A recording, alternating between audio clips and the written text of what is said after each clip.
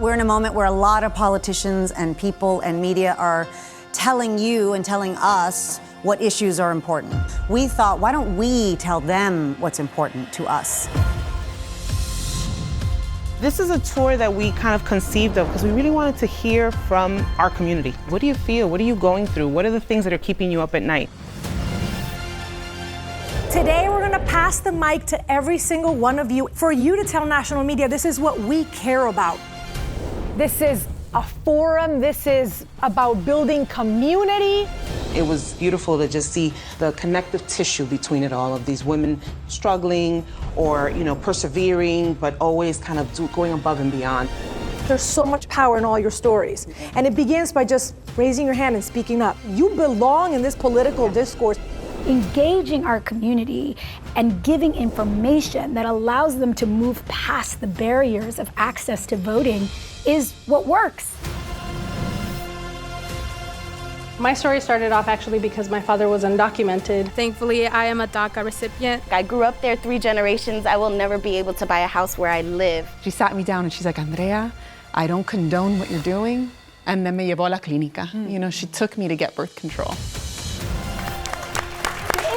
To us to seize that attention, to seize that poder. We're done being the whatever sleeping giant. We are awake and we're loud and we're proud. Right? I feel so blessed to be here and to honor all of your stories. So whether it's laughs, tears, triumphs, failures, things that concern you, your experiences, your families, all is welcome here. Y se habla español también. This is what it's about, these stories and these women and just to see the strength. We need to be heard. We need to be presente. We need to speak up. Latinas in the house. Woo! Thank you guys for being here, and let's start our conversation. For many of us, the American dream, which is embodied in a house, in a home, may be unattainable in this state because of inflation. So I was looking at prepping for today, the median cost of a home in the Metro Phoenix area is $500,000. 70% of Arizona Latinos say that it's just that their jobs don't pay enough. But when it comes to Latinas, there's obviously an even bigger pay equity gap. There is such a large pay gap between what we are paid with our worth and the amount that white women make, that Black women make. So even within our own sex and our genders, we are not paid nearly on the same tier as other women in those same positions. Latinas are paid 57 cents for every dollar a white non-Latino man makes. I'm renting. It's almost impossible for me to live in Humboldt Park. I grew up there 3 generations. I will never be able to buy a house where I live. It's the land of working at least 3-4 jobs where you're not going to be a part of your kids' lives.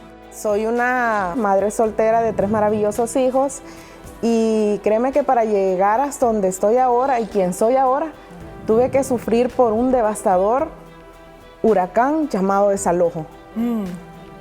Donde el propietario me tenía viviendo en condiciones inhabitables. En el verano mis hijos y yo estuvimos sin aire acondicionado. Wow. Y al no poder constar con un abogado gratis por mi estatus migratorio, fue inevitable el desalojo. Muchas mujeres solteras luchan día a día para sacar sus hijos adelante y están siendo desalojados sin motivo y sin razón. All of us, regardless of where we live, where we come from, how much money we make, we all deserve to be able to have access to clean water, to clean air, access to protection from this extreme heat that we're facing in our state. It was a student named Juan.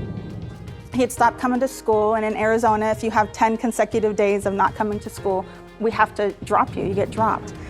And so, we went to do a home visit, find out what happened to Juan. He was getting good grades. Why did he stop coming to school? And he wouldn't look at me. And he kept looking down, and finally he said, "Miss, we don't have running water. I can smell myself.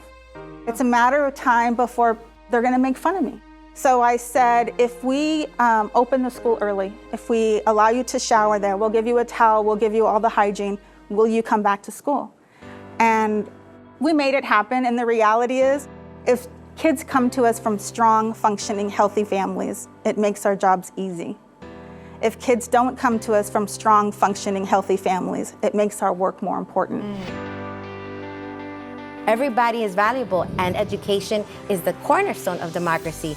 And that is what made my dream possible. That is what made the American dream for my dad, who was out there in the Everglades and then became a carpenter and built so much of Miami, the infrastructure of where we live in. And I fight for working people, making sure that we have access to contracts and to adequate wages and healthcare and benefits, and making sure that we break cycles and that we give those people opportunities that they deserve. Le estamos enseñando a las personas a luchar, a que no están solos, a que pueden defenderse, pueden conocer sus derechos y poder hablar, porque eso es alzar la voz nada más.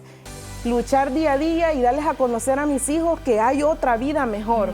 Mi hijo es principal honor roll y hemos estado en la calle, estoy muy orgullosa. As the main provider for my family and switching those traditional roles, that is not enough to not only pay rent, but pay the utilities and ensure that my kids have equitable opportunities to their counterparts. It's not one thing to get them into the school, but it's also to give them that experience, to show them what the world is, to show them what it is to experience other cultures. And I definitely feel deflated in the economy because not only do I work a 9-to-5, but I have a nonprofit and I have a business that is trying to equip people with the skills, with tech skills for free so that they can uplift themselves into these careers. But once again, it's like, what's the point of offering these salaries and giving these people these things if we're gonna cut them out of other opportunities like owning a home in the community that they grow up in? So that's why I want to be running for president, because I think it comes from passion. We know Latinas are the CEOs of the household, right? We make all the decisions. We make all the decisions, educational decisions for our children, healthcare decisions, financial decisions. Sometimes we're taking care of mom and dad and we're taking care of the young ones. We are doing it all. And so we want to make sure that our stories are told, our voices are heard, and not only in voting and not only making sure you guys are going to go out and vote, but maybe even think about running for office. Yeah? Yes! Poderistas! Yes! Is there anybody whose primary issue is abortion and reproductive rights? We have one person, two. Anybody who this is a second top issue for them? A lot of people in the room. Most Latinos agree that no matter my personal beliefs about abortion, I think it's wrong to make abortion illegal and take that choice away from people. When the recession happened, what I had to do to be able to help my father, who had lost his job in construction, I had just become pregnant, and I had to make my own decision. Do I have an abortion? Do I keep this baby when I have to sustain my family? And so what I decided was that I had to have an abortion. Thank you for sharing that with us. That's very great. Thank you. Appreciate that. And it's not an easy decision, and often it's portrayed as selfishness. It's portrayed as, women being frivolous. But abortion is about self-determination, about being able to determine what we want to do with our lives. The decision, if you want to have a child, is probably one of the most economic decisions that you can make. The vast majority of Latinas and women in Philadelphia who are having abortions are already mothers, right? They're making decisions about whether to put food on the table. And there's a larger issue that we need to talk about. This goes beyond the conversation of abortion. This is about birth control, access to IVF, miscarriage treatment, and ultimately the control of your body. I was in high school and my mom found out I was having sex. And, she said to me, she sat me down and she's like, Andrea, I don't condone what you're doing. And then me llevó a la clínica. She took me to get birth control. Because at least your mother had somewhere to take you. See, she can't believe that her granddaughters aren't gonna have the same access to medical care that her daughters did. This is about the health of our young people. Latinas are the largest group of women of color that are impacted by this. Latinas are disproportionately affected. Black women are disproportionately affected from access to regular health care. It's already so difficult. Now, try also adding a woman that is an immigrant, that doesn't have access to even health insurance. As immigrants, we are scared of healthcare. So trying to think of like, how can I go and get abortion access without having to be in fear? How can I go to the clinics and how can I go to the hospitals without my status being revealed or being questioned?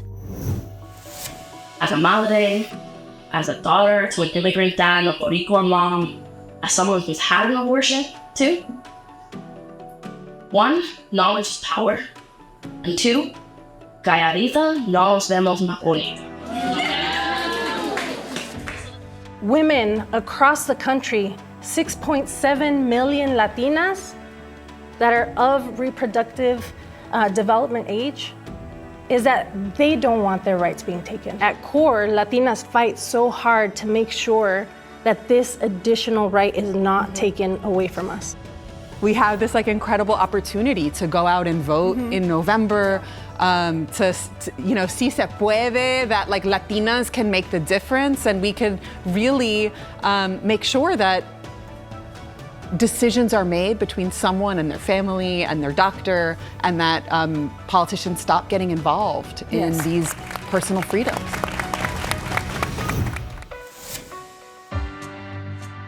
Why is there so much power in telling our stories?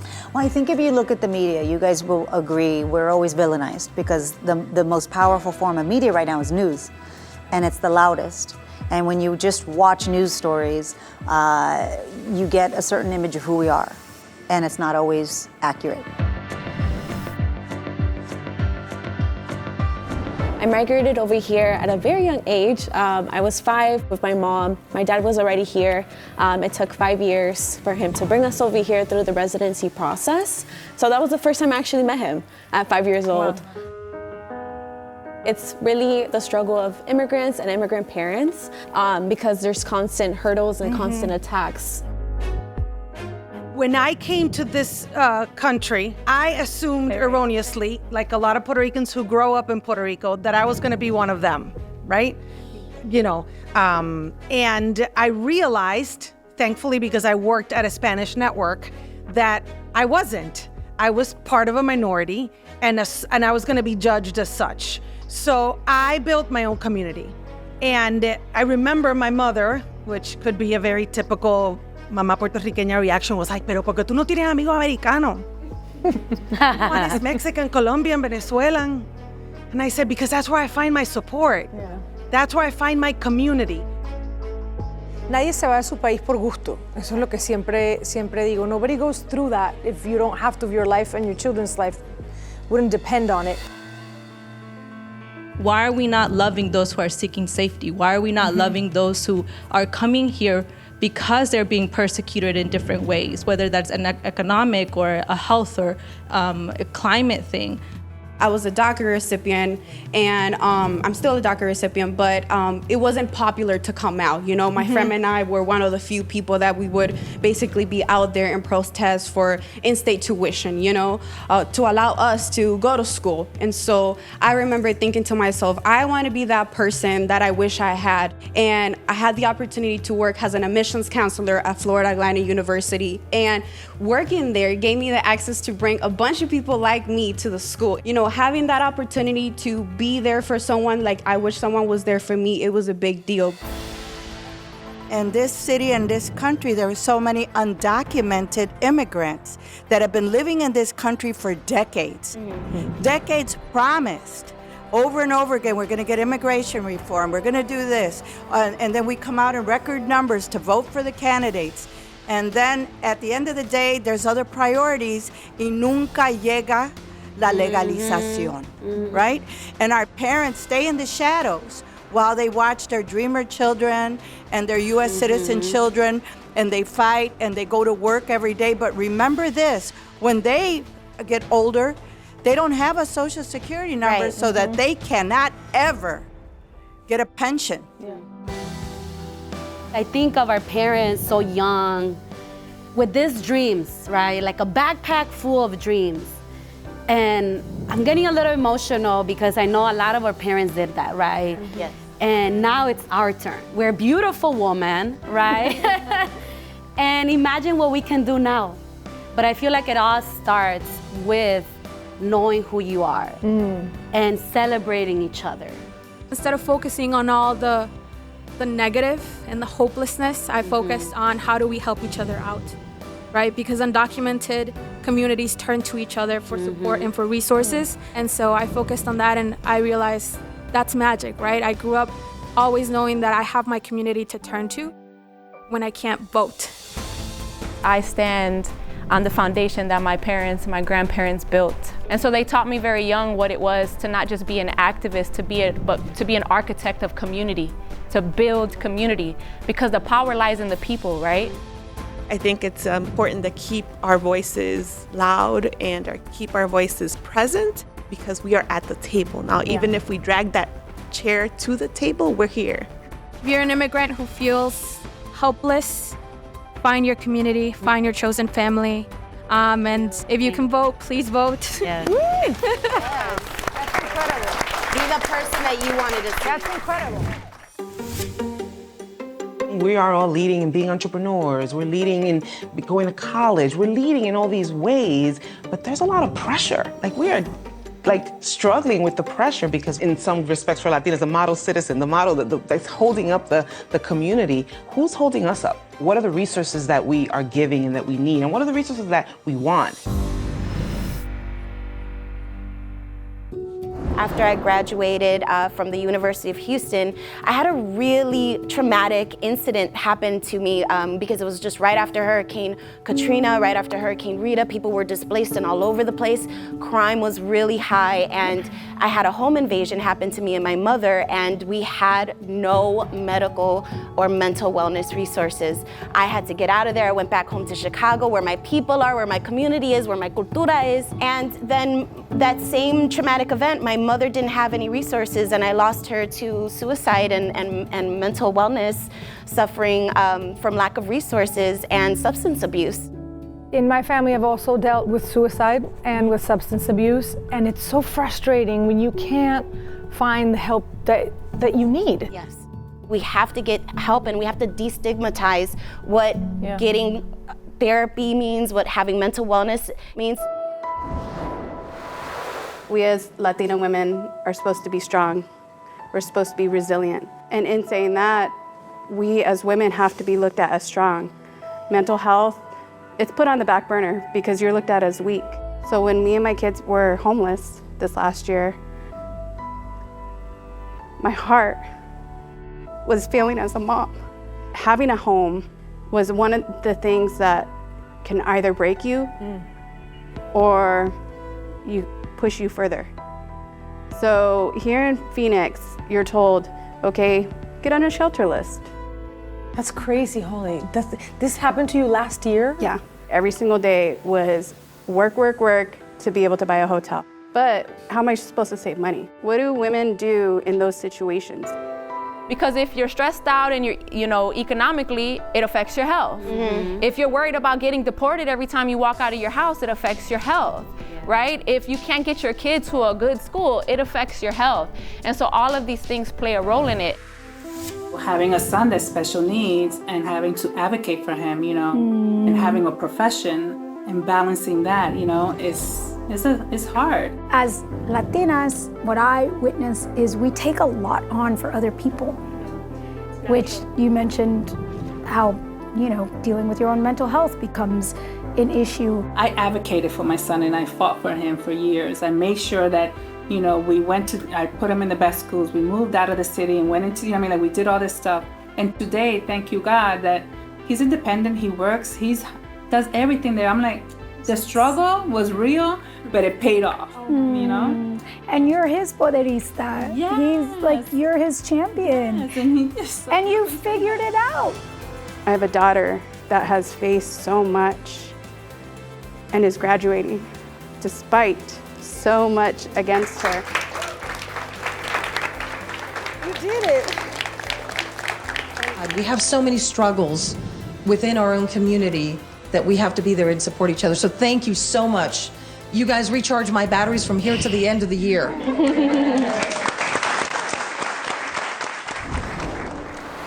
First of all, if no one's told you yet, your voice matters, your vote matters.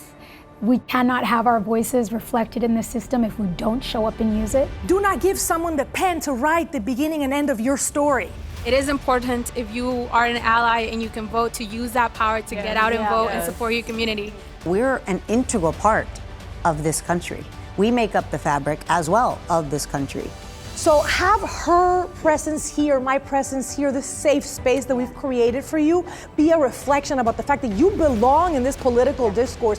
You have a voice, and it's such a powerful voice. We need the new, original, genuine voices that are gonna push our community forward. Are we gonna be those voices? Say presente! Presente! Are you gonna share your story and inspire other Latinas? Say presente! Presente! Are we gonna be the driving force of change this November? Say presente! Presente! My message to our community is that the system is meant to work for people who can access the system.